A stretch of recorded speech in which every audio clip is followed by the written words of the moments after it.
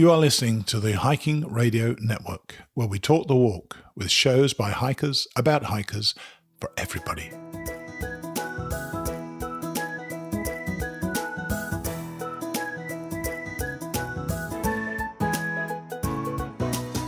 Mighty Blue on the Appalachian Trail, the ultimate midlife crisis.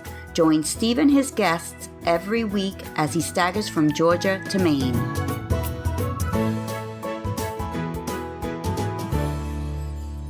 Hi, and thanks as always for joining me again on Mighty Blue on the Appalachian Trail, sponsored for the very last time by Trailtopia Adventure Foods. I must say, guys, I'm sorry to see you go.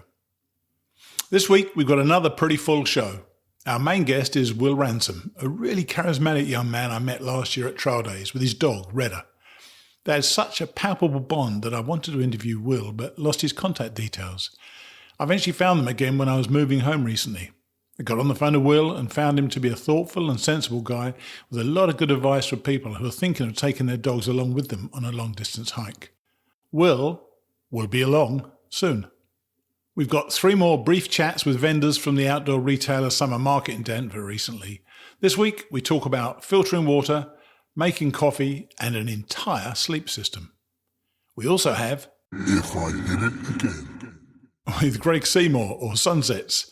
Greg and his wife Jen were guests not too long ago, and Greg shares with us a couple of things that he would, in one case, do more of, and in one case, do less of, were he ever to go on the AT again.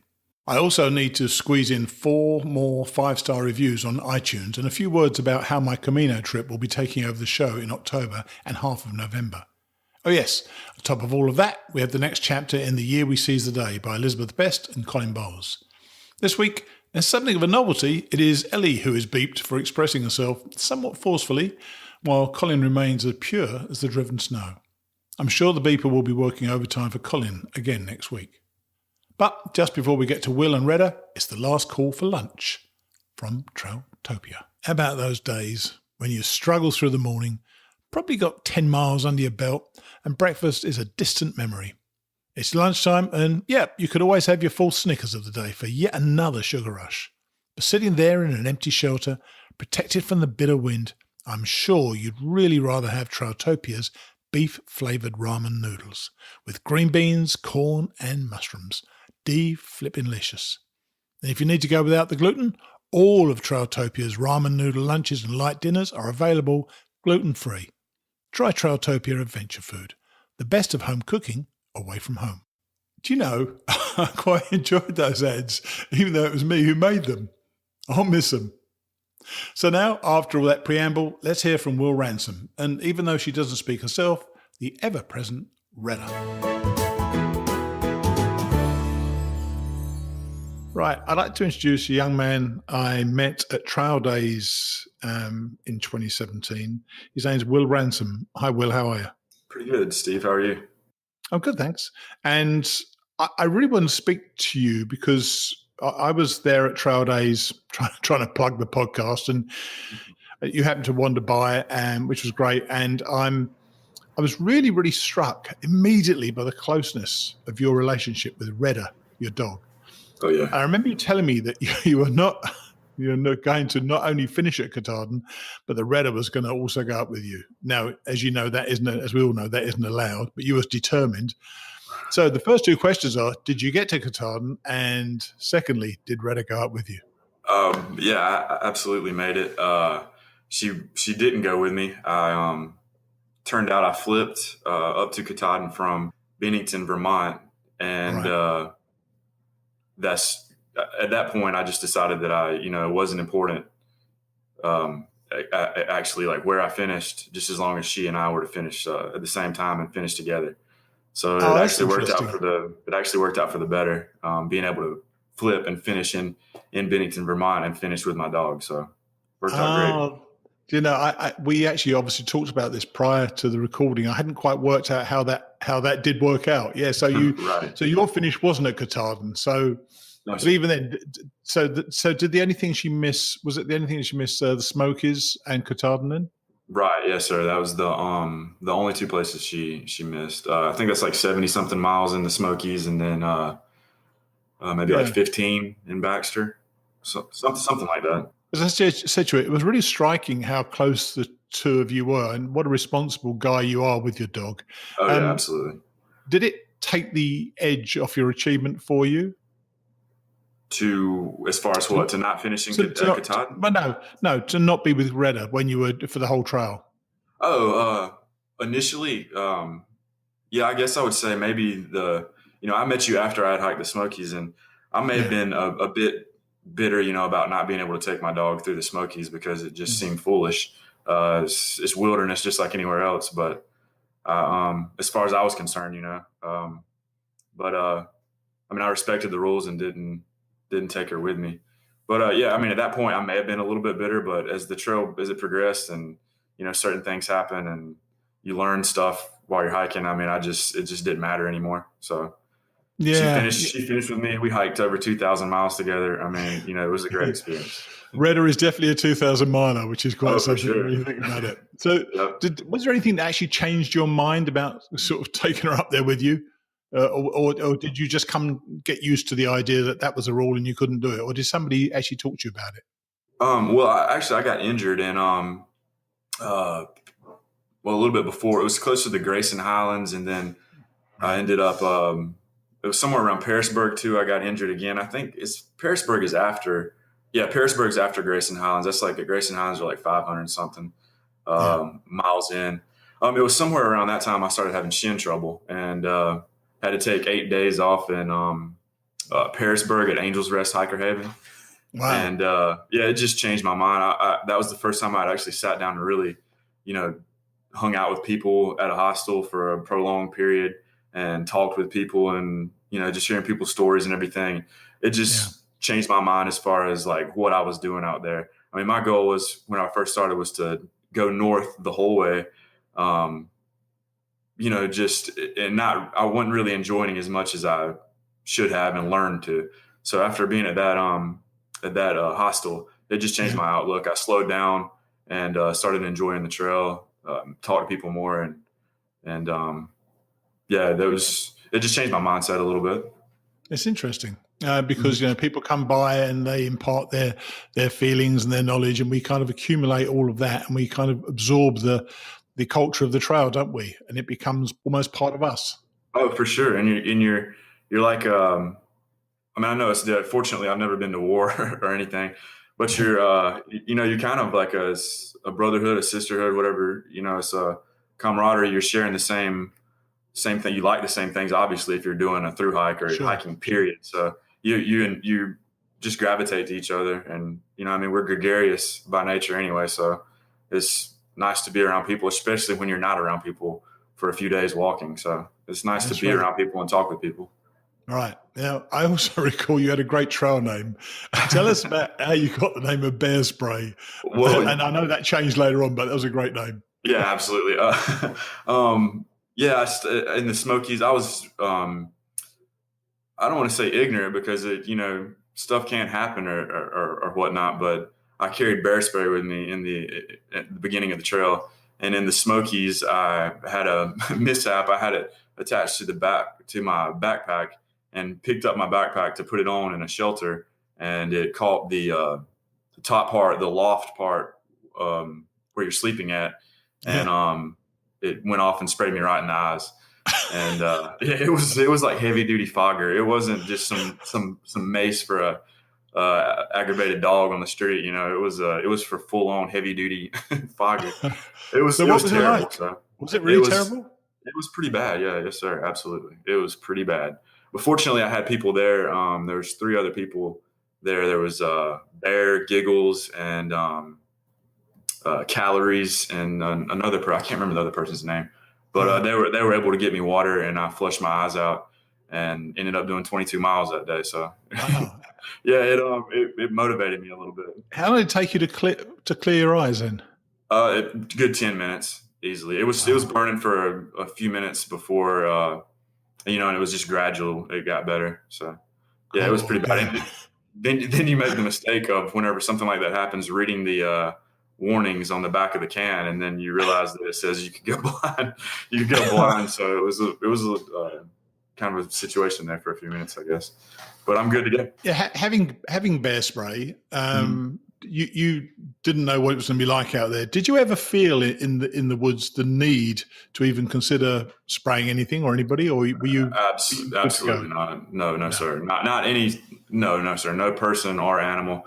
Even before that incident, you wanted to get rid of it. It was just, I was even thinking about it that morning. I was like, why do I have this? It's just extra weight. There's nothing, I've already seen a bear. It's just, I don't know. It was just, I don't think you necessarily have to carry it, but I think that's a person's personal choice. If it makes you feel, comfortable or safe, then by all means do what you do. But, my wife made me wear. Well, not made me, but asked me to wear a whistle around my neck. Quite how she thought a whistle was going to stop anything. I mean, I have no idea. But when I actually used it up in Connecticut, I'd never used it. I used it to actually attract someone's attention. And really? It turns out it had rusted. It made absolutely no noise whatever. So it's completely useless. That's funny. So anyway, you got the name of bear spray, but that changed later on. What did you become? Well, at bear spray went from, let's see, the Smokies, that's 200 or something miles in, or I can't remember exactly, but I had an incident in what was the name of that place?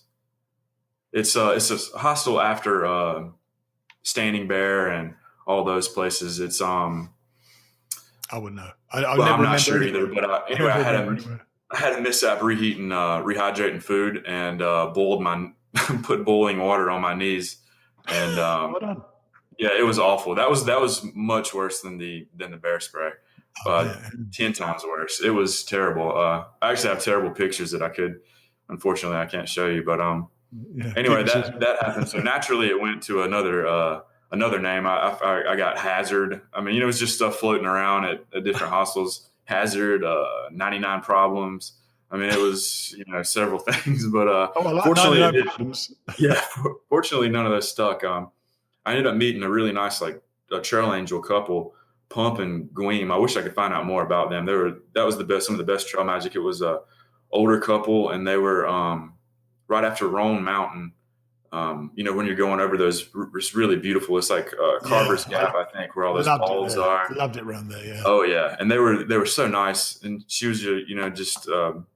It was an elderly couple, and it was just like a grandmother. I mean, she had the trail magic in a paper sack and had it all done up with a boiled egg. And I just sat and talked with them for a long time. And anyway, to make a long story short, she thought I was telling her that my name, had gone through so many changes that it was just ever changing. And she thought I was saying my name was ever changing. So she said, that's what your name needs to be. And her husband had graduated from Rutgers. And so their motto is always changing, but remaining the same, or something like that. So it just fit, and it's stuck with me ever since. So, I'd love to speak to some trail angels that other people have loved to spend some time with. What's their name again? Just in case they're listening. What's their name again? Their names were Pump and Gweem. Well, if anybody out there knows Pump and Gweem, let me know, and I will chase them down and try to speak with them. Okay. I wish you could. I'm sure they have very, very interesting stories. They were such a nice couple. Yeah. Now, I want to talk about, and the reason I'm obviously speaking with you is because Rhetta can't speak. Right. And she was clearly the star. She does pretty good. Right. She was clearly the star of your show there. And I know you absolutely. Think, well, yeah. So I don't want to talk about taking a dog on the AT. It's controversial to some people, as you know. Right. From what you observed while you and Rhetta were on the trail, is some of that controversy justified? Absolutely. If it's the controversy that I would think you're implying, that it's. No, I'm not talking about any one specific incident. In that case, I worded that incorrectly. What I mean by that is that are there reasons why some people should not be taking certain dogs out on the trail and how in which they behave with them? Absolutely. Talk about that then. Well, I mean, it's you're in a wilderness setting anyway, and a multitude of different types of people hike. I mean, it's a very diverse group of people, and it's some people aren't comfortable with dogs. Some people have dogs like myself that I kept my dog on leash the entire time. I mean, which was if it's really difficult. The entire time. Not when we stopped at camp. I would play with her, and if I was in a good, safe area where I could see, a distance around me and know that there was nothing coming up on us, then she could get off leash, and we would play and do stuff. She really liked water, so I always let her swim in water. But there's several things. People don't take care of their dogs like they should, I don't think. It's just my personal belief, but I don't necessarily think unless it's the particular type of dog that's a working dog that, is used to certain types of, strenuous activity like carrying stuff, then that dog may be fitting to go hike and carry a pack and whatnot. But I just think a lot of ways people just don't do right by the dog by hiking, and the other hikers. They don't clean up after their dog.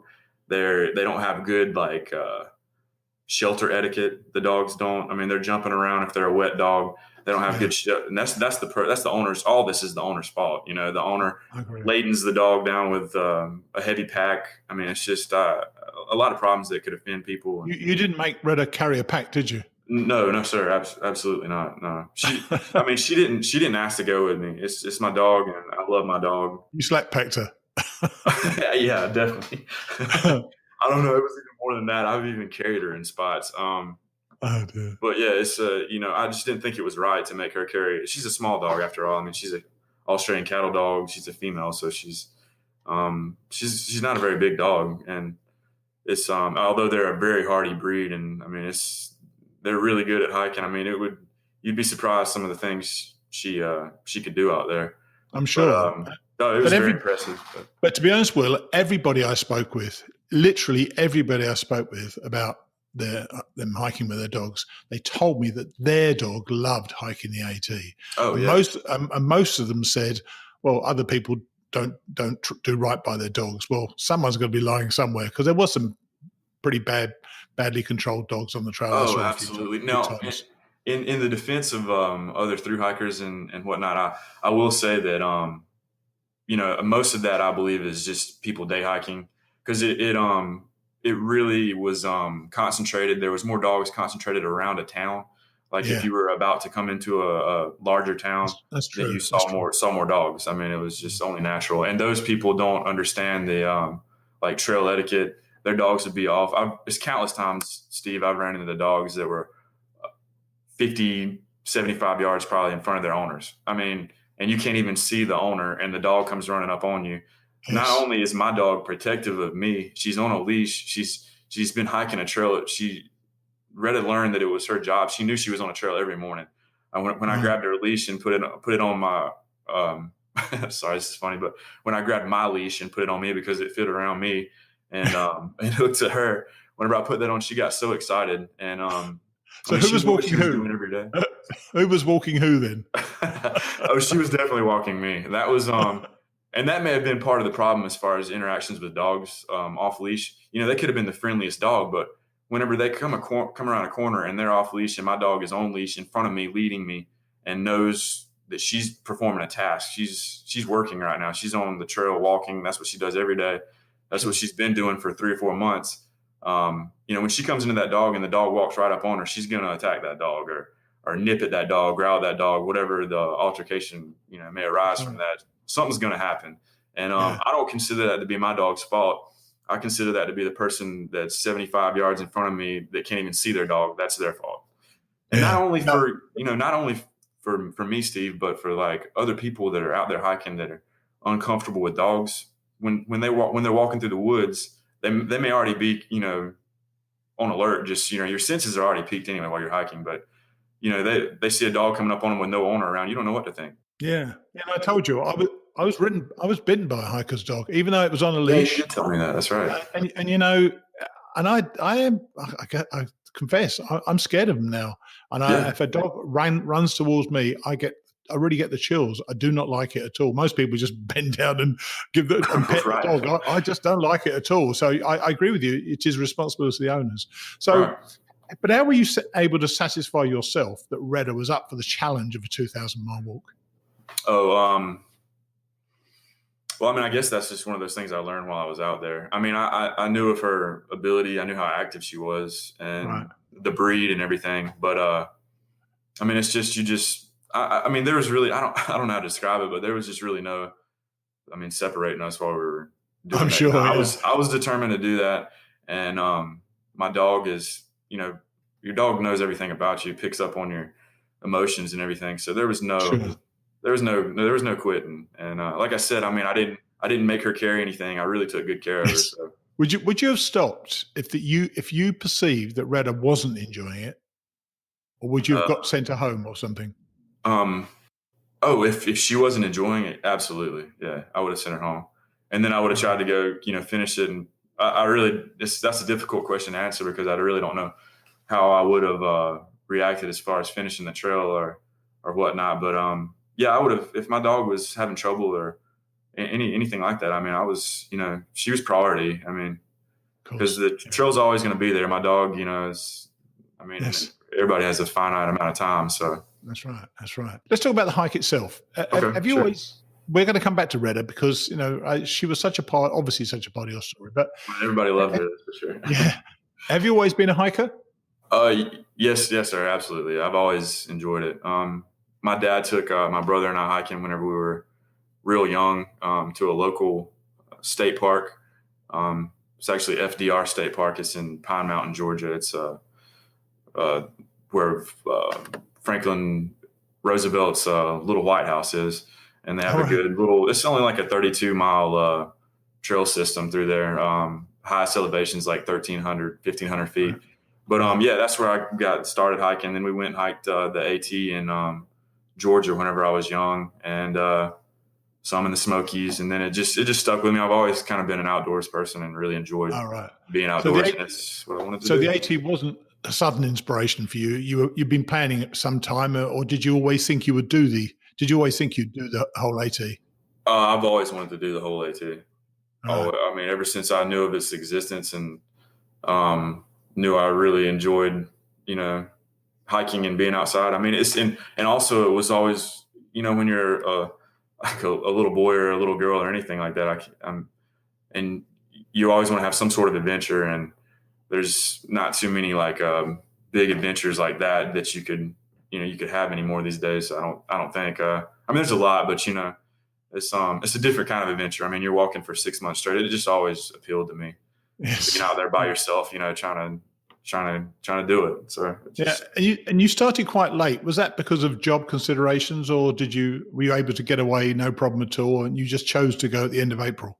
Well, some of that was job, related. I worked at UPS for 10 years, Right.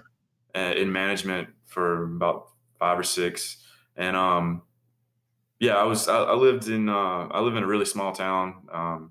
I was really close to my grandmother, and, she died in December of 2016. And that just, All right. I was done at that point. I quit my job and started hiking. I'd always told her I wanted to do that, and I didn't have anything to really keep me around anymore. So I took off. Do you know what? Isn't that strange that somebody else's death is a catalyst in your own life that makes you do things? And I bet you would have wished you could have told her about it, but you couldn't. Yeah, definitely. I mean, I wish she would have really enjoyed that. But yeah, sure. I mean, absolutely. I thought about her the whole time while I was out there. Still think about her. Yeah. It was a good way to deal with things, for sure. So you started heading north, and you got to, was it Bennington, Vermont? Bennington. Yes, sir. Bennington, Vermont. Yeah. I think it's Woodford Hollow or something like that was the highway. So what was the reason? Was the reason to flip because you're running out of time to get to Katahdin on time, or was it because you wanted to finish with Rhetta? It was a lot of considerations. Yeah, both of those were a consideration. Weather wasn't necessarily that much of a consideration. It was, Katahdin closing or whatever. You hear so much stuff about Katahdin, like when it closes and whatnot. Yes. But this that was a little bit of a consideration. But honestly, like at that point, I had started hiking with a guy named Gunsmoke from Colorado. He's a real good friend now.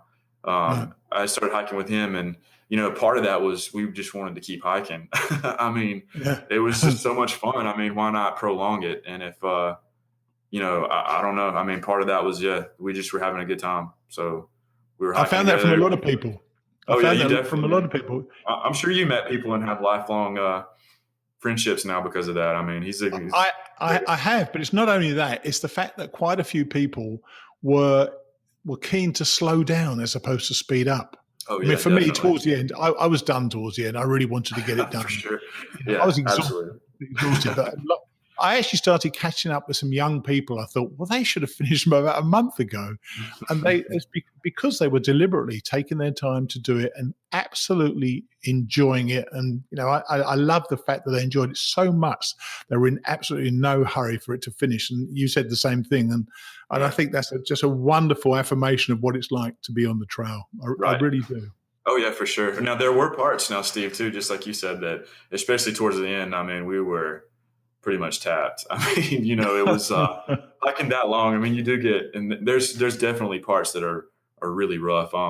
Like I was telling Gunsmoke while we were out there, we were in Maine, and it was a section after Katahdin. I think it was a little bit after the 100-mile wilderness, and it's just like not a really mountainous area until you get to like the Bigelows and Yes. Saddleback and all. But Yeah. I called it the doldrums. Like it was just we were out there in the ocean, and there was just no wind, and we were just calm water out there in the middle of the night. And it was just that was a really, really rough time, even though you're in the most beautiful section of the AT, as far as I'm Yeah. concerned. Yeah. Same here. It was really rough, but yeah, it was as a whole, especially looking back now, it was just definitely the greatest thing I've ever done for sure. Cool. Now, you said you got injured. That was shin splints you had, didn't you? Oh yeah, so severe shin splints. I would have laughed that off initially, but it was. I mean, I could barely barely walk. Yeah, that's my question. How does it manifest itself? I don't even know how it comes on, and what does it feel like? Because I've It, heard people talk about it. I've no idea really what it feels like. right. It feels like you're and it's the only way I can describe it is if I thought I had broken my shin. It feels like your bone's about to bust through the Oh my skin on gosh. your. It's awful. It really is awful. And I'm pretty. I mean, I could like to consider myself pretty high pain tolerance with certain things, and I was very motivated to do the trail, and it was very, very difficult.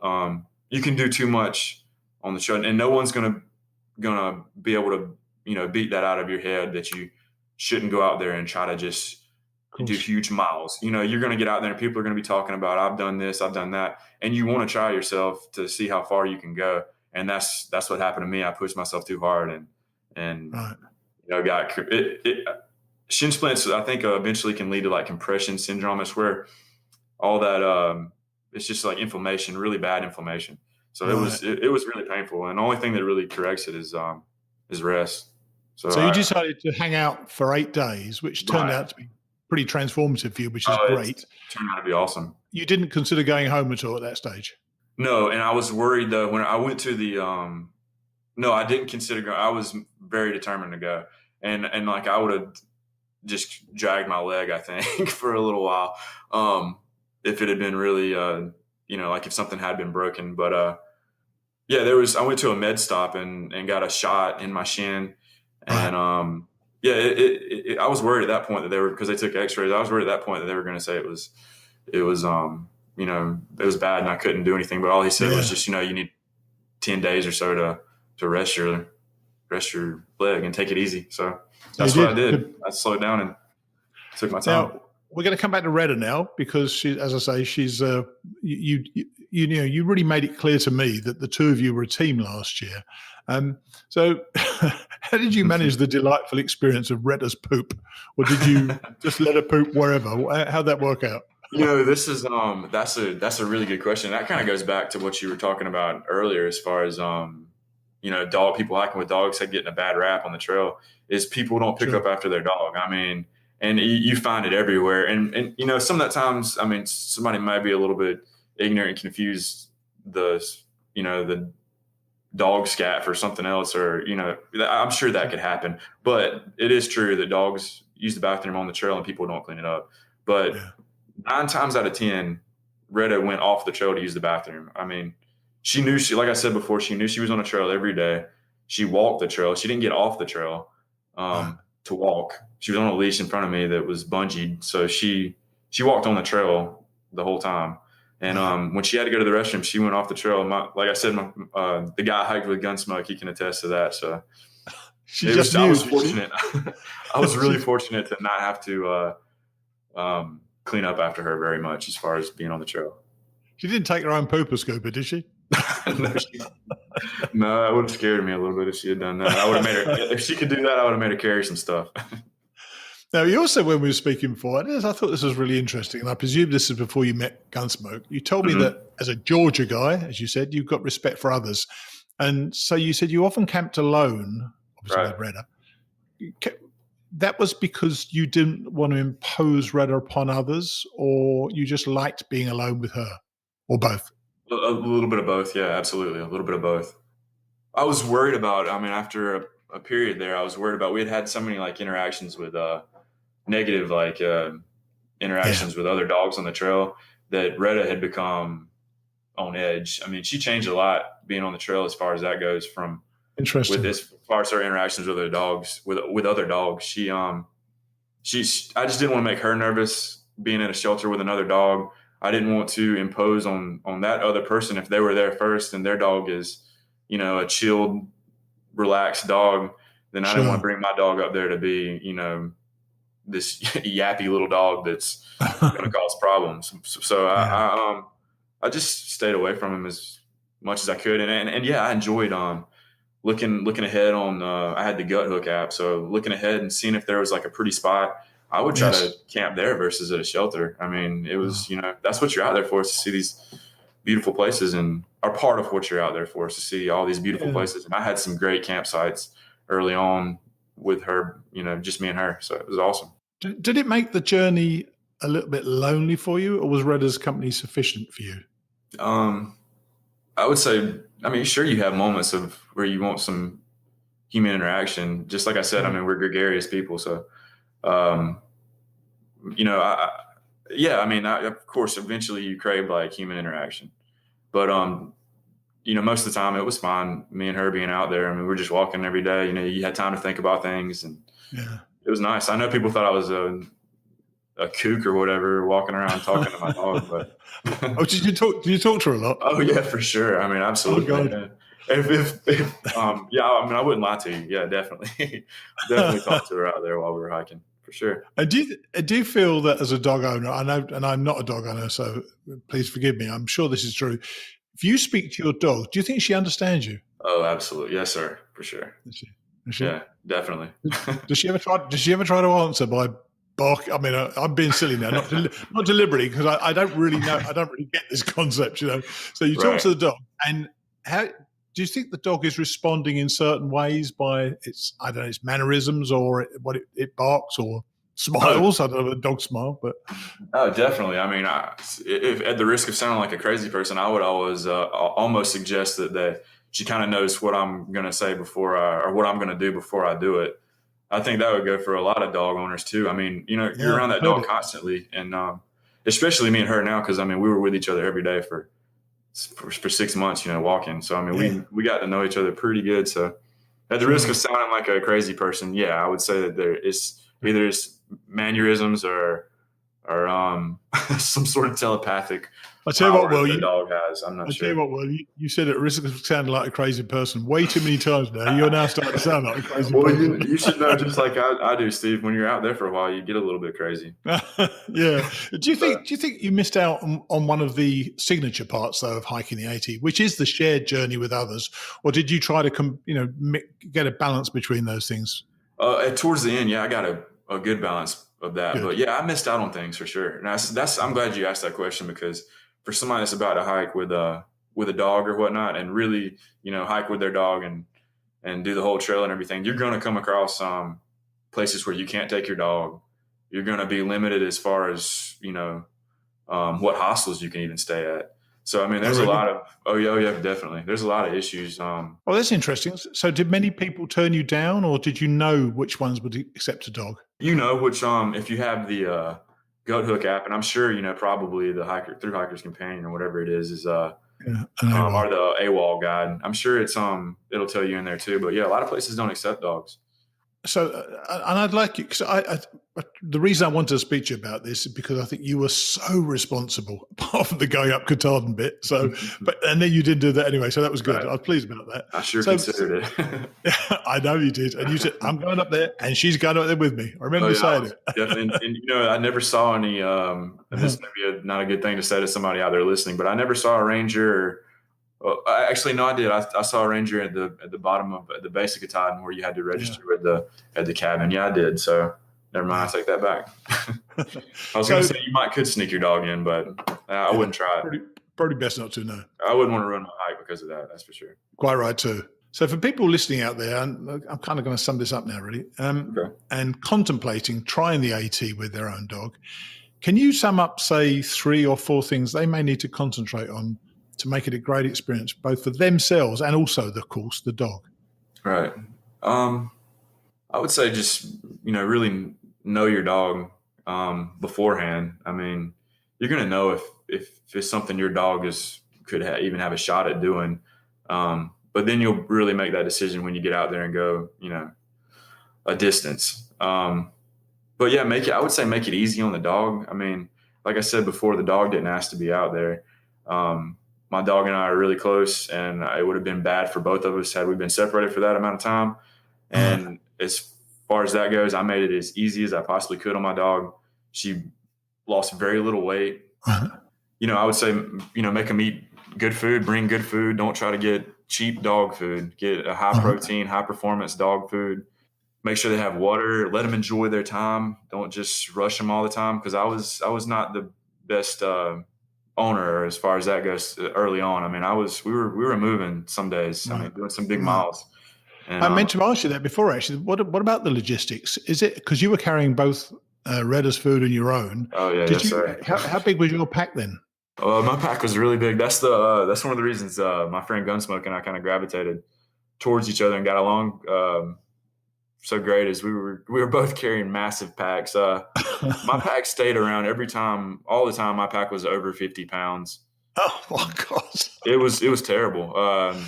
Sometimes my pack was upwards close to 60, and you get comments all the time about how much does your pack weigh? That pack looks big and heavy, and so yeah, that was really difficult carrying a heavy pack like that, and having to maintain a dog. Oh, it was very very difficult.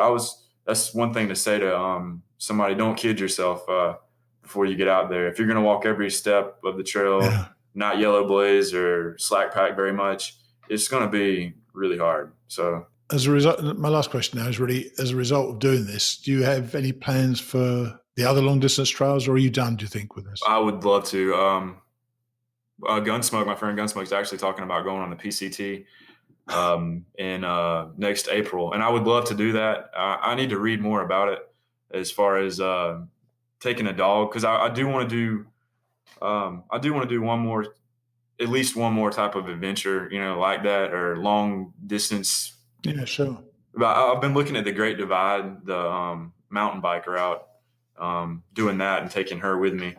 On the mountain bike? Yeah, yes, sir. Yeah, I was going to carry I know this sounds silly right here, but I was going to get a, just something that the little things you carry your kid in the back and pull behind and carry her that way, and let her go do something one more time, and it'd be easier that way because she wouldn't have to hike. It would just be me pedaling and pulling us down the road. So, but I do want to do more, and I do want to do some more long distance hikes. And if you do it, please let me know. Because you know what, the real reason I wanted to speak to you was I thought you were, quite apart from the Katahdin thing, you were very, very responsible, and you clearly had a vision of what was the right thing for your dog, and you acted accordingly. And I admired that so much in you at the time. So I was so glad when I was able to get back in touch with you to do this. So I really appreciate you taking the time to speak with us. Well, I appreciate that.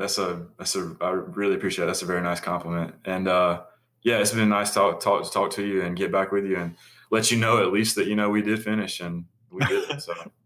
You did take her up Katahdin. Well done with that. All right, mate. Well, good to talk to you. And hopefully we'll speak again sometime. All right. Thanks, Steve. Cheers then. Bye. What a nice young man Will is. As he says, being from Georgia, he's very respectful. He kept calling me sir. And I love the relationship he shares with Rhetta.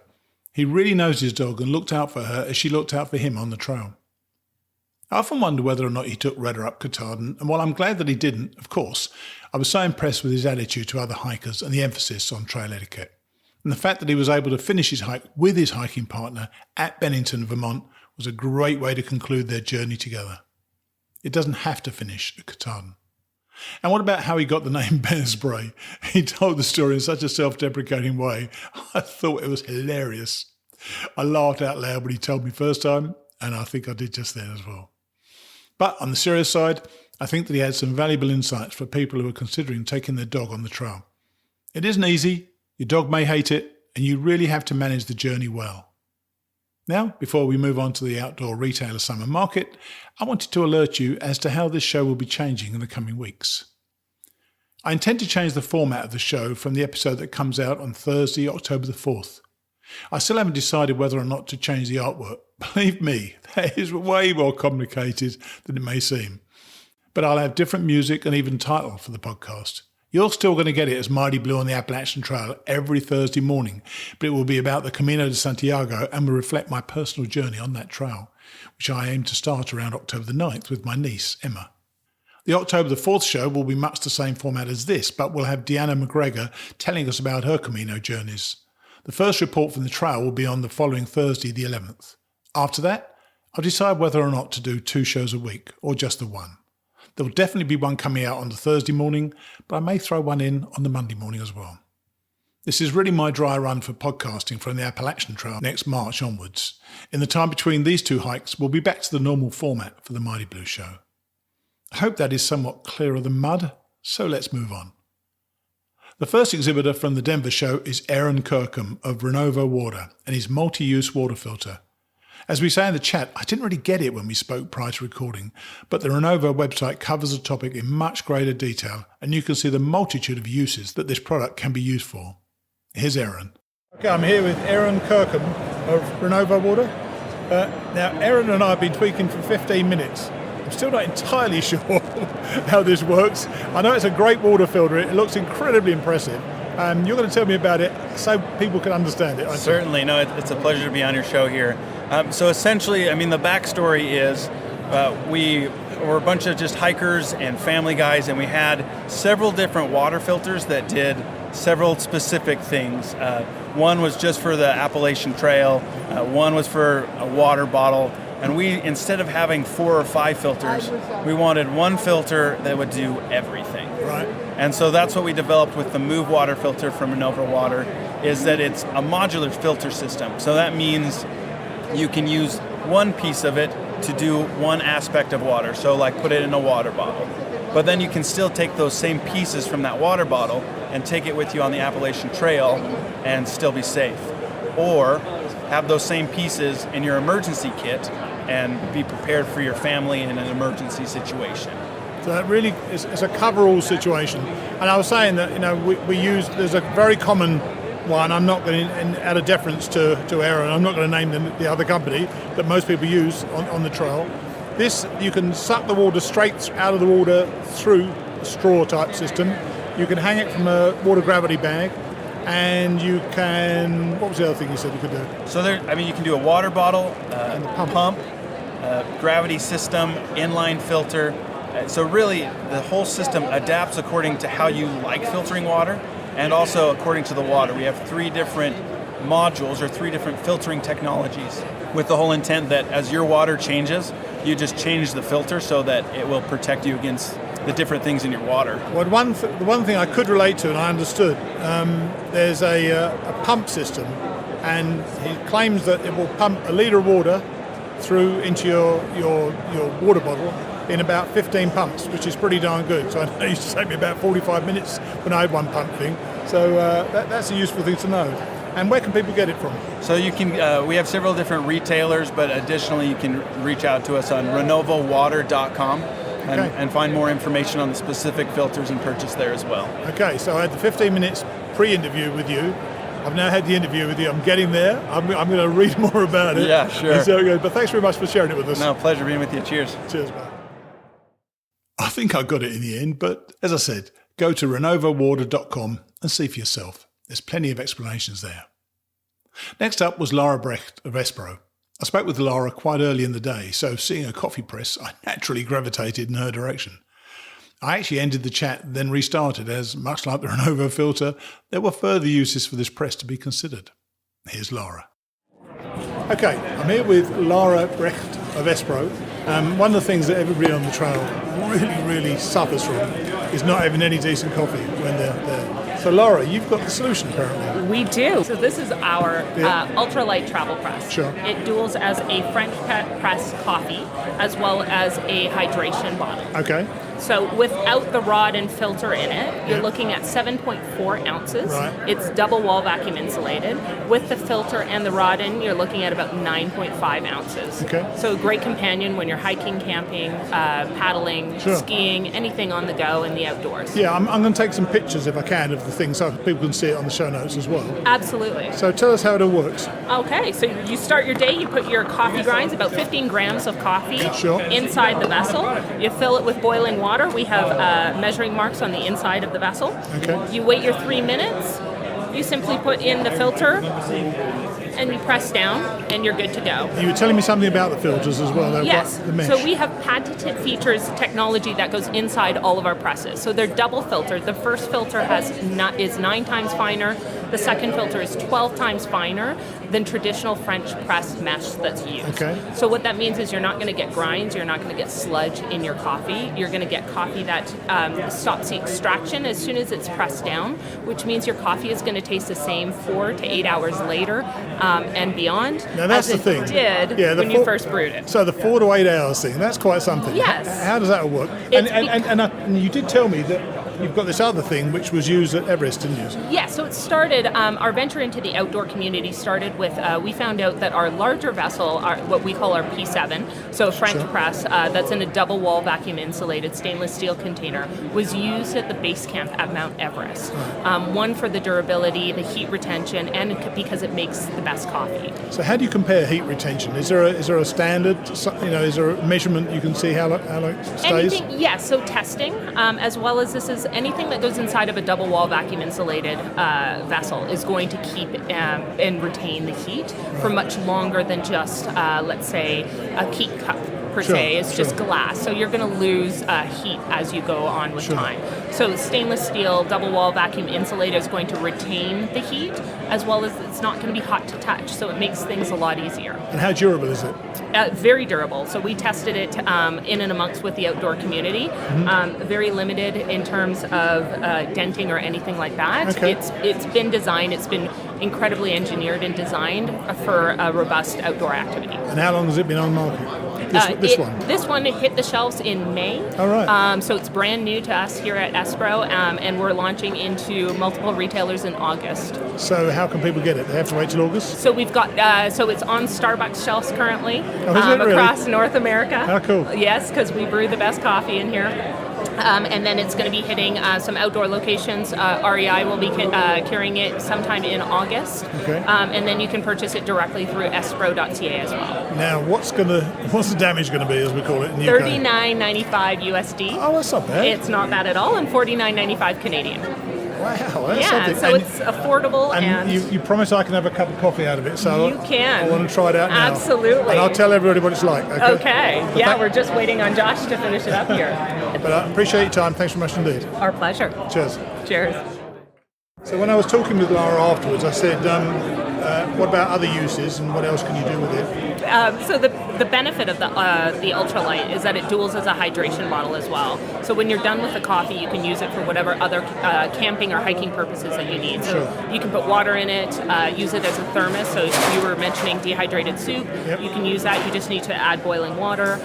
You can use it for a plethora of methods, whatever you've got on the go, juice, water. You can even put wine or cocktails in there. Why not? Some nice white wine, yeah. Exactly. Excellent. Put some Chardonnay in there and enjoy the rest of your evening. And the rest of the day, you're quite right too. Exactly. Yeah. Okay. All right, well, thanks. I'm glad we added that because I didn't realise. Yeah. Okay, thanks a lot. You're most welcome. In case you're wondering, the coffee was excellent, and while it was fresh, they also got me to taste some made about 3 hours earlier, and it was just as good. So that is certainly something to look out for. Now, climate. I happened to be wandering past the Climate stand and was drawn in by a wonderfully comfortable looking hammock with what turned out to be the Sky Bivvy. Listen to Cade Reese, who took me through this little beauty. Right, I'm here with Cade Reese from Climate. Hi, Cade. Hey, how you doing? Cade, I actually saw Climate last year at Trail Days, and I saw the Static V. Okay. Turns out that's what it was called, not Static 5. That's correct, yeah. Yeah, impressive, eh?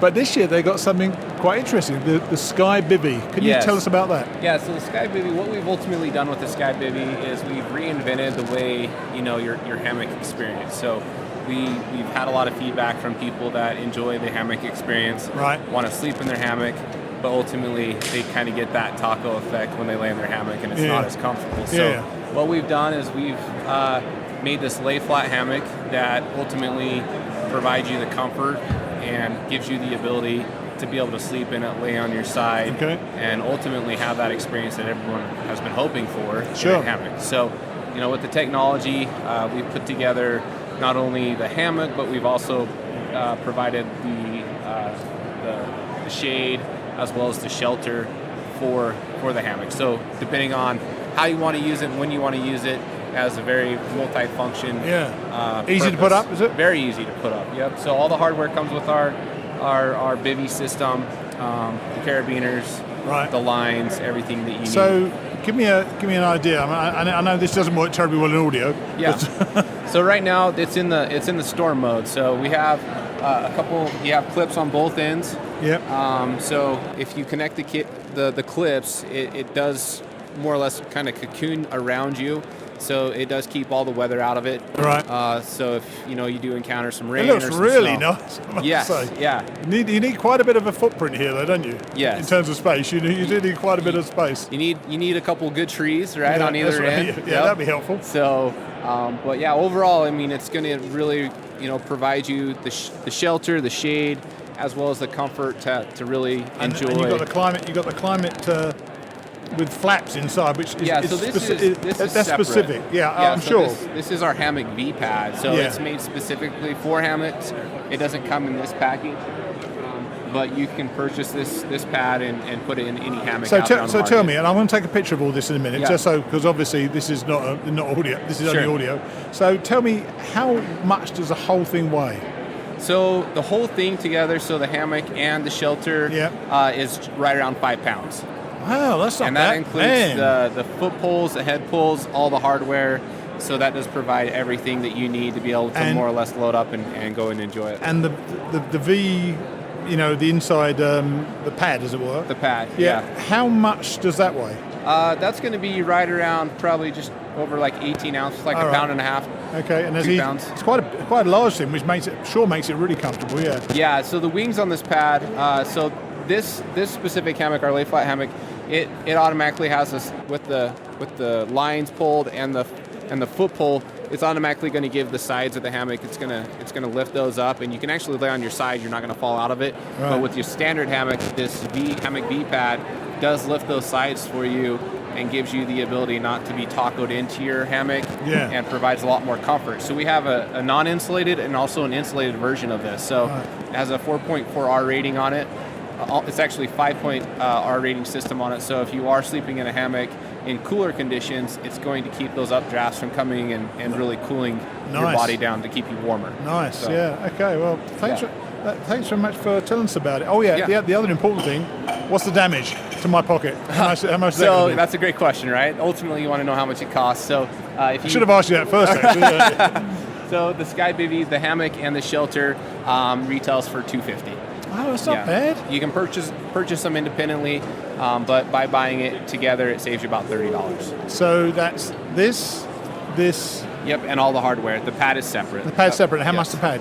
I think the pads retail for right around about $120. I believe. But I would think it differs a little bit depending on whether you want insulated or non-insulated. That's pretty necessary, though, don't you think so, to make it really comfortable? I mean, if you really want the full experience, you can add the pad, but it's not 100% necessary. Well, I'm going back on the AT next year, so I never considered a hammock before, but this actually looks comfortable. Yeah, I mean, I would definitely highly recommend if you get a chance to actually lay in it. That's where you're going to really see the big benefits of it. And, okay. a lot of people. Cool. Thanks for talking to us. No Appreciate problem. it. Cheers. Thank you. Oops. That really is something, and certainly made me consider this setup for my trip next year. I took a couple of pictures, so I'll include them in the show notes. I hope you're enjoying these short interviews and learning a little bit more about new products either about to come onto or already on the market. Moving on to If I Hit It Again. And we have Greg Seymour of Sunsets and Chica fame. Greg is very clear about what he'd do less of and what he'd do more of. Here's Greg. Okay, I'm on with Greg Seymour or Sunsets. Hi Greg, how are you? Hello, Steve. I'm Will. Good to talk to you again. And I know that we communicated via email, and I asked you things you might have changed were you to ever to do the 80 again, which I am doing next year. So what would you change if you were going to do it again? Well, I actually have two things, and both of them I kind of center around our lack of long distance hiking experience. The first one would be to worry less. Um, I typically have an easygoing personality, and my wife is the one who worries. But man, did I worry on the Did you? AT. Yeah, I did. Were you worrying before you went, or did your experience in the first couple of 100 miles make you worry more? No, it was worrying over silly things. You hear hiker chatter. We were involved on Facebook hiking groups and other forums, and so you hear chatter about the Smokies and all the rules in this Great Smokies Mountains National Park, and you have to stay in a shelter and and how hard it is to get through Baxter with the permitting system, and what were some of the other ones? The whites are going to kill you, and so I built up all these scenarios in my mind, and I just worried about them, which was just, looking back on it now, it was silly, because everybody's going through it, and there are some hoops to jump through in a couple places, but it's really no big deal. And so I would try to, worry less. There's a difference between planning with contingencies in place and worrying will just demoralize you. Did Jen's worry reduce as time went on, or did you suddenly, you find yourself out there? I don't know about you. I found myself out there not really knowing what I'd let myself in for. And you look around you, and look around the other people, and they're handling things, and you handle things as you do in everyday life. And all those concerns you may have had before you went, they quickly went out the window for me. Yeah, well, you asked about Jen, and what's odd is our personalities kind of switched. She got more relaxed as the hike went Really? on, and I got a little more intense about it, especially in regards to like hitchhiking. I Right. really hated the idea of hitchhiking, and every time we had to stick a thumb out, luckily I had Jen, because hitchhiking with a woman is much easier than Of alone course, yeah. as a Yeah. man. Um, but I just it unnerved me. It's like I would take out my wallet and say, "Let's call a shuttle," Which she's like, "No, that's not the through hiking experience. We need to just hop in." And so our rules really reversed. Didn't you find though that the hitching was very much a part of almost the local culture down there? It There was was never any problem getting a ride, and people would always stop and always be happy, and they would always wind their window down if you got into the car because you stank so much as well. Do you remember absolutely. that happening? It was much worry about absolutely nothing. In fact, we got picked up a couple times without even putting our thumb out. We were just starting to walk, and it was, a short half mile to town, and people would pull over. And you're right; it's part of their community. They're used to through hikers coming through, and I think the longest we waited for a hitch was maybe 3 or 4 minutes, Yes, yes. and that was to get to Devil's Backbone Brewery. All right, all right. See, which is of course a necessary stop on the way. Absolutely.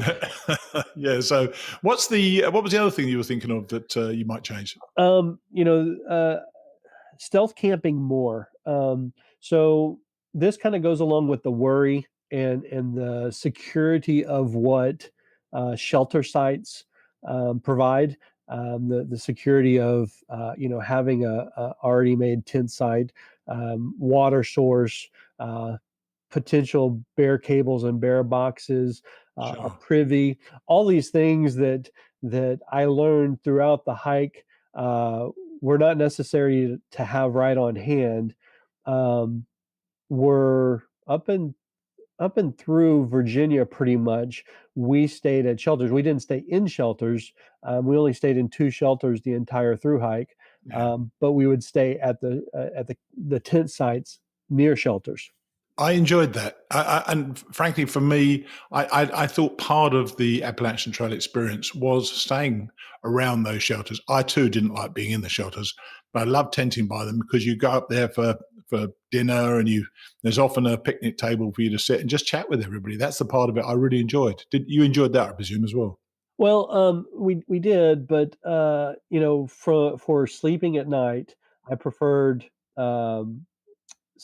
tenting alone. I felt that I got enough socialization throughout the day, leapfrogging hikers we knew, and seeing people at shelters for a lunch stop or an overlook for a break. And so no, I didn't necessarily want to be around people All right, interesting. in the evening. I wonder, is that because you did it 3 years after me, so I'm sure things have changed even in just those 3 short, and it's now 4 short years. Did you find there to be more of a party scene, and was that disturbing you at night, or was it still were people relatively respectful of other people's space when you were out there at shelters? We experienced both.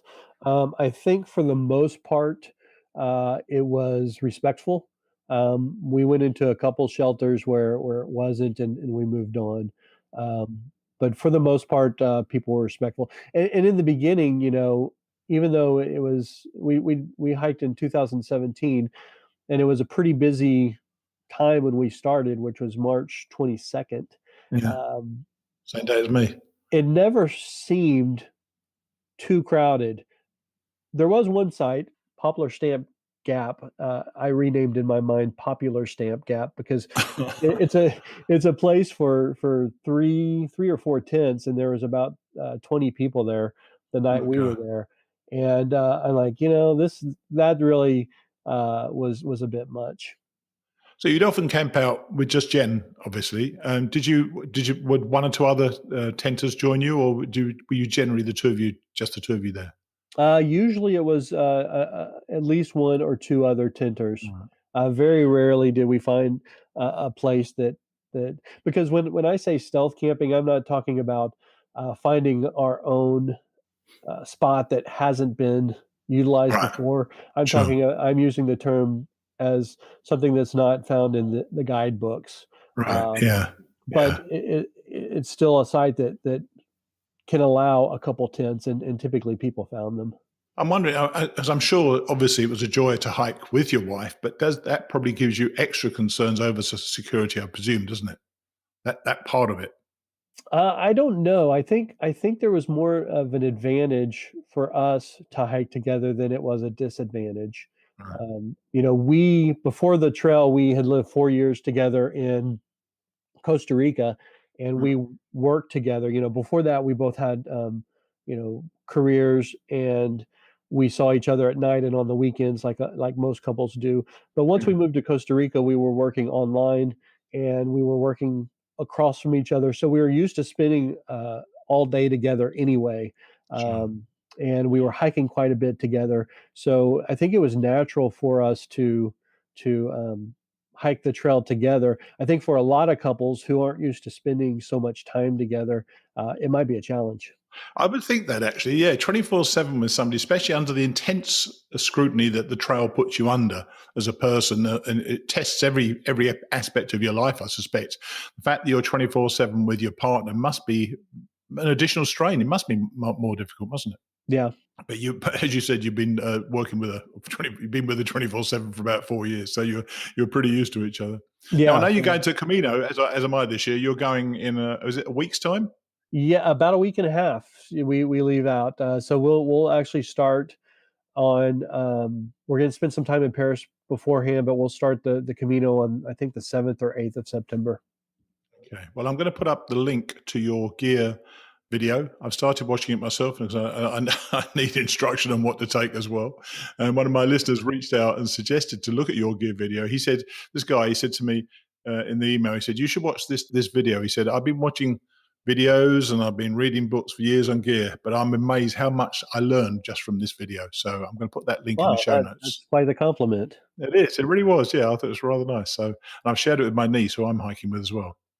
Well, look, great to talk with you, and I'm glad that you're still hiking, and we'll catch up. We won't see each other on the Camino, unfortunately. You're going to finish just as I start, but hopefully we'll catch up one day on a trail somewhere. That would be great. Okay, buddy. Take it easy, all right? Thanks, Steve. Cheers. Bye. Bye. Nice bloke, Greg. It would have been cool to have caught up with both Greg and Jen on the Camino, but we'll be on the trail about a month later. For those of you who are interested, I'm adding the link to Greg's Camino gear list on YouTube. It is really good. Now, a few 5-star reviews. Wedding Walker appeared to lose my podcasts and has only just rediscovered them. He says, really enjoy the wide range of hiker interviews, book readings. Keep up the great work. Thanks, Wedding Walker. A. Stu Hill says, glad to hear Mighty Blue is returning to the AT and can't wait to hear those podcasts. Nor can I, A. Stu Hill. David 25177 says that the podcast is candid, funny, educational, unique, and perfect to listen on a daily walk or hike. That's what I'm aiming for, David 25177. Finally, MacNuz12 says that this podcast has me daydreaming that someday I'll get to hike my own hike on a long-distance trail. I'm glad to hear it, MacNuz12. Next week's guest is the phenomenally popular Jennifer Farr Davis. I recorded her recently, and she was, as I fully expected her to be, a great guest. You're really going to enjoy hearing from Jennifer, so make sure you come back again next week to hear her. Finally, we're on to Chapter 12 and Day 11 of the year we seize the day. As I mentioned earlier, this time it's Elizabeth who drops the bleep bomb. I'll see you next week.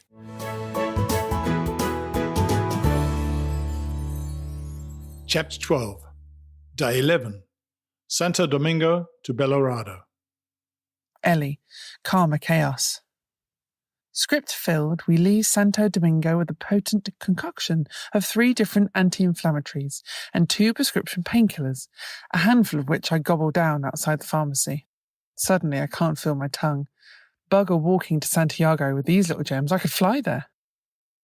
Apart from a few fits of sporadic banter required to maintain sanity, Colin and I spend most of the morning trudging through the rising heat in silence, several metres apart. The incident with the nun this morning has set Colin off. He's had his head in the guidebook most of the day and hasn't spoken for hours, except to himself, a new hobby he's developed over the past week. It started as a muted chatter, but has got worse since Logrono. He doesn't realise I've noticed. Suddenly, there's an outburst of laughter behind. I look around. Colin and I are the only 2 in sight on a barren plain. I turn and watch as he wanders along 20 paces back, chatting away, shaking his head and gesturing his hands. I stop. "What's that, Rain Man?" I yell. His smile drops away. "What?" he calls back. I toss my arms out to the side. "Shit!" Mutter, mutter, mutter. "Did I say that out loud?" "Uh-huh. Sorry." "Uh-huh." Leading the way, I pass the mechanic's workshop on the outskirts of a small town. A middle-aged man in a grease-stained overalls is walking along the road toward me, presumably on his way back to his workshop. 20 metres out, I move slightly left, offering the right of the way on the narrow roadside. He steps right. 15 metres, I move right and onto the road to allow him room to pass. He steps to his left and bears down. 10 metres out, he's lining me up. 5 metres, I hold my ground and keep walking. 3 metres, I greet the guy. "Buenos dias, senor." 2 metres, he spits a wad of green crud at my feet. 1 metre, he grunts, something Spanish, then collects my left shoulder on his way past. Boof. "Gracias." He doesn't turn back. As a general rule of thumb, small towns equal friendly people, but not today. Colin's run-in with the nun has brought consequences. He's danced with the devil, and now we have a bad karma army seeking retribution on Sister Surly's behalf. Moments later, the store owner of a deli throws a block of cheese at my head. I duck, pick it up off the floor, and then ask if she'd mind slicing it. I'm not a bad person, really. But this is the theme of the day, and I'm developing a complex. Colin, Seaman Stains. The scenery is fantastic if you like looking at wheat. The hills roll away in neat little rectangles of baby bocadillos, the wheat bending and swaying in the hot wind around dirty green islands of scrub. All the houses have mossy russet-coloured half-moon tiles and whitewashed walls. We seem to have picked up some bad karma from our encounter with Mother Mary Goebbels. We get attitude all day. We ask the lady in the shop at Gragnon for a tomato, and she raises her eyes to heaven and shouts at us as if we have asked her to sacrifice her firstborn. We go into a bar in the middle of nowhere, the only customers they have had all day, and the woman accuses us of trying to pass forged notes. As we walk, we try to take our minds off blisters by talking about TV programs from our youth. Ellie tells me how Astro Boy was her favourite cartoon hero because he used to fire bullets out of his bum. How wrong is that? And I tell her about a cartoon I watched on the BBC called Captain Pugwash. Years later, I was in a pub in London talking to a friend about it, and he pointed out some of the things that I missed when I was 4. The names of 2 of Pugwash's crew were Seaman Stains and Master Bates. I later learned that this was not true, but typically I never let the truth get in the way of a good story. We reached Castel Delgado early in the afternoon, like John Wayne walking into Dry Gulch for a gunfight. It's siesta, so the street is deserted and breathlessly hot. Swallows swoop around the church tower. A dog lying on the stones raises its head but cannot summon up enough energy to bark. In the Plaza Mayor, there is a table tennis table sitting drunkenly on the cobbles and a ruined building with an electric blue Pepsi machine chained to it. The vending machines are an attempt to replace the drinking fountains that are, unfortunately, for the multinational soft drink companies, free. We hear the sound of a man and woman arguing inside one of the houses. An old crone is reading a John Grisham novel on a plastic chair outside an abandoned building. Her legs are spread, revealing cellulite all the way up to the band of her orthopedic stockings. The cemetery has a wall around it and padlocked gates, so the living and the dead can't get mixed up. Ellie keeps going. I'm so exhausted, I slump down under a tree behind the church and eat lumps out of half a loaf of bread and some goat's cheese. After a while, I become aware of the smell. I realise I am eating my lunch in the area reserved by local villagers to shit in. So it has come to this, eating lunch in the shithouse. My form teacher in Year 10 always said this was where I would end up. Ellie, as real as life. Towns and refuges are further apart this side of Logroño. We have crossed the border from Nevers to Castilla y León, where the terrain is flatter, the plains sparse, and the climate significantly hotter. The daily temperature has leapt 15 degrees since we began in the Pyrenees. By the time we make it to the next town, we're hot, hungry, and exhausted. Colin decides to stop and snack from food he has in his pack. His blisters are giving him major grief. The skin on the backs of his heels has worn away, and they're bleeding through the wad of gauze padding he's covered them with. There's no tienda in town, and I only have a few dried crackers, so I decide to chance it and walk on in the hope of finding another village further along. Walking out of a town like this into the barren heat changes a degree of faith every time. You never know what's going to happen between now and the next village, but you do know it won't be pleasant. It will be hot and hard. You take as much water as you think you might need to get to the next fountain, but no more. It's too heavy to carry. Carl and I operate on a buddy system. We both walk an average rate of 5.7 kilometres per hour on the flat. Uphill, we cover around 4.5 kilometres, and downhill around 3.5 to 4 kilometres, depending on the gradient. If we separate at any stage throughout the day, we estimate each other's time of arrival in the next town, including rest stops, and the first to make it there waits outside the church, there's usually only one, until the other shows. I knew nothing of this when we set out. I had not trekked or hiked before. In fact, my record to date was a 20-minute stumble home to St Kilda after leaving a Port Melbourne bar. But after a few days on the road, you get a feel for it, and it becomes like a sixth sense. Despite how long we've spent apart, we're usually within a 10-minute window of each other. Walking alone, scraping my feet, quietly singing and working hard on my suntan, I set myself in another, somewhat creative, movie scene. I, bearing a striking resemblance to Angelina Jolie, squint up towards a harsh sun. The camera pulls back to reveal a stark, colourless landscape. An unshaven Johnny Depp appears on the horizon. Tumbleweed rolls through the frame.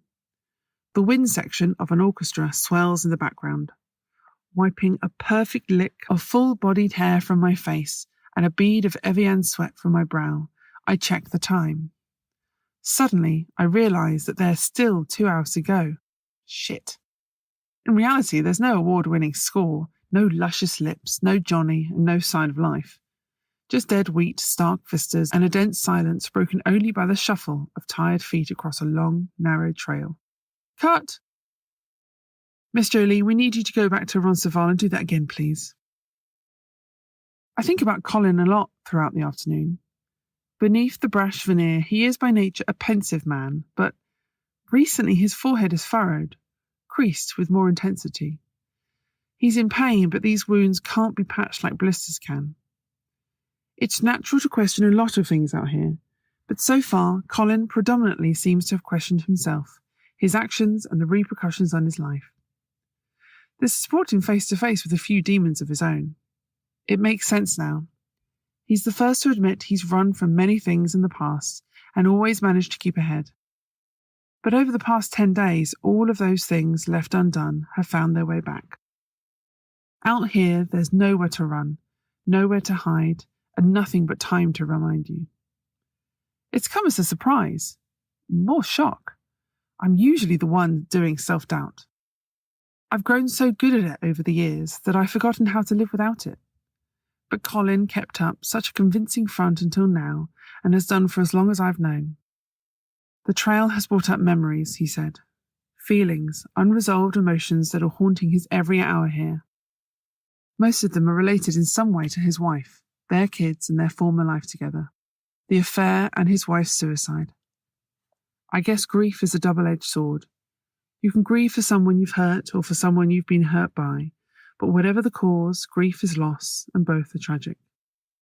Guilt, regret, fear, doubt, anger. Independently, they are heavy burdens to bear, but Colin carries them all. In the form of an iron cross that rests heavy on his shoulders, adding further weight to the strain of every day. By night, he says, it gets worse. But that's no surprise. Things always do. Night is when silence couples with darkness, and there's no one there to save you from yourself. I've not told him he's been talking in his sleep. I think back to that day in Logrono and wonder if I could have done more. I listened as we talked and offered my support. I wasn't even sure at the time if that was what he needed. I know now that it wasn't enough. There's something so profound about a grown man's tears. It takes great strength to admit vulnerability. Ellie. Samples some roadkill. It's tradition. I walk as far as I can without finding food, then stop at the side of the road, unable to take another step. The sand is too hot to sit on. I unclip the strap around my waist, slip the pack off my shoulders and onto the ground, then buckle at the knees and flop down on top of it. The Camino trail now runs parallel with the deserted highway. Ahead lies the sandy yellow trail, a strip of dead brown grass and a black bitumen road lined with white flecks that disappear into the distance. Still, no sign of life. My legs throb with the rush of blood having stopped. My spine clicks back into position from top to bottom like a row of falling dominoes. The blistering skin on my shoulders and neck has shriveled brown and peeled away in patches, and what's left of my water feels like it's been poured from a boiling kettle. I lie back and close my eyes, squinting in the blaze of an angry sun. Oh God, what am I doing? Dizzy and weak, I sit up and begin rifling through my pack in search of crackers. It isn't much, but it's all I have, and as uninviting as dry crackers are right now, I hope they provide enough sustenance to get me to the next town. Hola, ¿usted necesita ayuda? I look up to find a young man straddling a bike and leaning on the handlebars. Pardon? ¿No habla español? Do you speak English? He asked. Sí. Yes, I do. it suddenly occurs to me that my new cycling friend is an extremely attractive young Spanish boy. Quite stunning, in fact. Dark hair, olive skin, and the most amazing green eyes hidden behind the Arnett sunglasses, which he raises to his brow. There are also the beautifully sculpted, silky smooth legs typical of all cyclists. But then, a significant part of his appeal may be that he is the first life form I've seen in a while. "Do you need help with something?" he asks. "Oh no, I'm just stopping to rest." "Is a strange place to be stopping, no? Is very hot." "See, I mean, yes, it is hot, but I'm not sure how far we are from the next town, and I need a break." "Is it 5 minutes?" my knight in shining armour replies. 5 minutes? You're kidding, surely not. No, here, let me join you. I will show you on my map, unless you want to be alone, of course. Some pilgrims are strange, they don't like to speak. They wish to be left alone. No, that would be great, I assure him. Thank you. Observing my packet of crackers, the young Spaniard removes some food from a rucksack strapped to the frame of his bike, throws his shirt on the ground and sits down beside me in the sand. I admire his rippling abs. I wonder if this might be the low-budget version of my movie scene. He offers something to accompany my dry slices of compact wheat, handing me a small loaf of white bread and a rock-hard roll of what looks like salami on steroids. He tells me this is butifera negra, a traditional pilgrim food made of pig's knuckles and blood that all pilgrims must eat.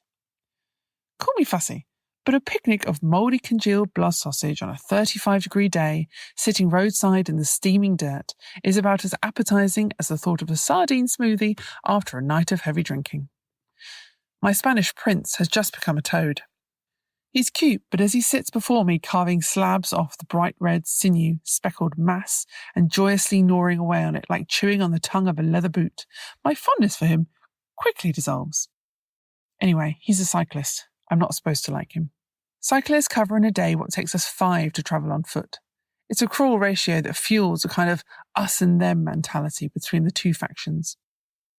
Their route is altered to better cater for wheels. While we're climbing shale-covered mountain trails, they bypass along scenic roads and smooth highways. Then, when the paths realign, they boldly claim preferential position. Colin hates them.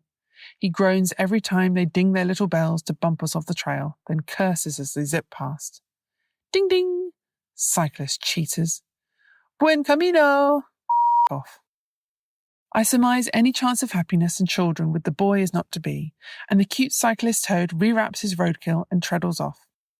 Within a few minutes, my knee has inflated like a hot air balloon. Comforted that the next township is, as assured, only minutes away, I slowly move out, chowing on my handful of cardboard clippings as I go. Further down the road, I realise the cyclist was right. Bellarado is only 5 minutes away, by bike. I, on the other hand, am still walking an hour later, with no sign of a town in sight. Cyclists. Colin, stop the Camino, I want to get off. By the time we get to Bellarado, Ellie has more fluid in her knee than Lake Victoria. She bursts a blister on the side of a toe that is so huge it looks like a used condom when it's empty. The wonderful woman who is the volunteer hostelero at Bellarado is from Switzerland and her name is Sylvie. Of her own volition, Sylvie holds a basic first aid clinic every day at 5 o'clock, patching up the feet of the peregrinos. She takes a look at mine and shakes her head. You'll have to go to a doctor, she says. But Ellie will think I'm a wimp. Who's Ellie? The girl I'm walking with, the one with no cartilage in her knee and blisters instead of toes. You still have to go to the doctor. Yours are infected. She takes me to the local hospital where, as a pilgrim, you are treated free for anything except STDs, pregnancy and drug abuse. So my most pressing problems go untreated. Instead, the doctor looks at my feet and tut-tuts, shaking her head gravely. I'm not worried about the blisters, I tell Sylvie. It's just the pain in my Achilles tendon that bothers me. The doctor laughs when this is translated. But she says that is your Achilles tendon, Sylvie says, pointing to the hamburger mince on the back of my foot. She says you have to stop walking. Forever? 2 days. If you want to get to Santiago, your blisters are infected. I tell Ellie the good news. She desires to keep walking, as I knew she would. She's taking painkillers and anti-inflammatories for her knee. She has tendonitis and blisters, as I do, but walking the whole length of the Camino is an article of faith with her now. Ellie, such is life. While Colin visits the doctor in Bellarado, I sit in the street watching a funeral in the church next door. A small assembly of mourners, young and old, all dressed in their Sunday best, gathers outside the church as the coffin is loaded into a hearse. It isn't a sad farewell, but rather respectful and routine. There are few tears among the crowd. The floral wreath adorning the coffin is plain and understated, and the presence of several generations leads me to the assumption that the deceased is an elderly man whose death was somewhat expected. Funerals fascinate me.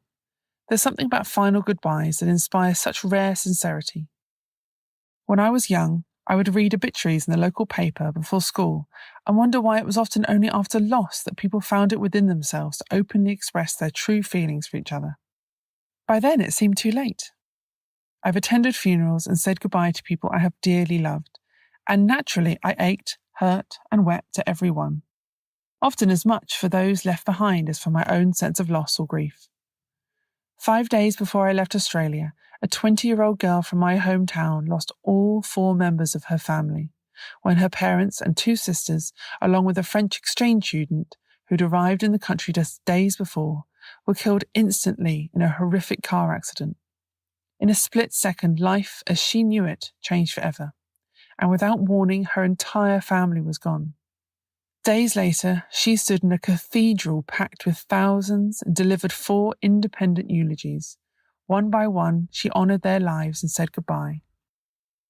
That young woman's courage moved me and many others beyond the scope of the tragedy itself, instilling an awesome respect for the capacity of the human spirit. Death can be tragic, but life can be beautiful.